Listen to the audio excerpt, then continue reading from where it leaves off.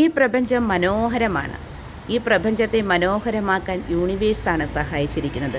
ഈ പ്രപഞ്ചത്തിൽ നിറഞ്ഞു നിൽക്കുന്ന ഊർജ്ജശക്തിയായിട്ടുള്ള യൂണിവേഴ്സിൻ്റെ കൈവിരുതലാണ് മനോഹരമായിട്ടുള്ള ഈ പ്രപഞ്ചം. ഈ പ്രപഞ്ചത്തിൽ മനോഹരമായ പുഷ്പങ്ങളുണ്ട്, പുഴകളുണ്ട്, അരുവികളുണ്ട്, കായലുണ്ട്. നമുക്ക് എൻ്റർടൈൻമെൻറ്റ് തരുന്ന എല്ലാ കാര്യങ്ങളും യൂണിവേഴ്സ് ഈ പ്രപഞ്ചത്തിൽ നൽകിയിട്ടുണ്ട്. അങ്ങനെയുള്ള യൂണിവേഴ്സിനോട് നമ്മൾ എപ്പോഴും ഗ്രാറ്റിറ്റ്യൂഡ് അറിയിക്കുകയാണ് വേണ്ടത്. ഈ ഭൂമിയിൽ ജീവിക്കാൻ അവസരം ലഭിച്ച നമ്മൾ യൂണിവേഴ്സിനോട് ഗ്രാറ്റിറ്റ്യൂഡ് അറിയിക്കേണ്ടതാണ്. നമ്മൾ അനുഗ്രഹിക്കപ്പെട്ടവരാണ്. അതുകൊണ്ടാണ് ഇത്രയധികം മനോഹരമായ ഈ ഭൂമിയിൽ ജീവിക്കാൻ കഴിഞ്ഞത്. അപ്പോൾ നമ്മൾക്ക് ഈ പ്രപഞ്ചത്തോടെ ഒരു കടപ്പാടുണ്ട്.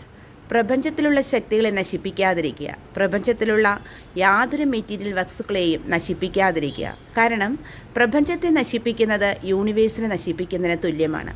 അപ്പോൾ യൂണിവേഴ്സിന് ഈ പ്രപഞ്ചത്തോടുള്ള കടപ്പാട് എന്ന പോലെ തന്നെ യൂണിവേഴ്സിന് നമ്മളോടും കടപ്പാടുണ്ട്. തിരിച്ച് നമുക്ക് യൂണിവേഴ്സിനോടും കടപ്പാടുണ്ട്. നമ്മുടെ ജീവിതത്തിൽ സംഭവിക്കുന്ന അല്ലെങ്കിൽ സംഭവിച്ചുകൊണ്ടിരിക്കുന്ന ഓരോ കാര്യങ്ങൾക്കും ഓരോ നിമിഷവും യൂണിവേഴ്സിനോട് ഗ്രാറ്റിറ്റ്യൂഡ് അറിയിക്കുക എന്നുള്ളതാണ്. ജീവിതത്തിലെ ഓരോ നിമിഷങ്ങളിലൂടെയും കടന്നു പോകുമ്പോൾ നമ്മൾ ഓരോ സ്ട്രഗ്ലിംഗ് പോയിന്റിലൂടെയാണ് പോകുന്നത്. ഒരു മനുഷ്യരും 100% സാറ്റിസ്ഫൈഡ് അല്ല, ആരും തന്നെ പൂർണ്ണരല്ല. അപ്പോൾ നമ്മുടെ ജീവിതത്തിൽ സംഭവിക്കുന്ന സ്ട്രഗ്ലിംഗ് പോയിന്റ്സ് നമ്മൾക്ക് തന്നത് യൂണിവേഴ്സാണ്. കാരണം ഈ സ്ട്രഗ്ലിംഗ് പോയിന്റ് കഴിഞ്ഞതിന് ശേഷം നമുക്ക് വരുന്നത് വളരെ നല്ല കാര്യമായിരിക്കും.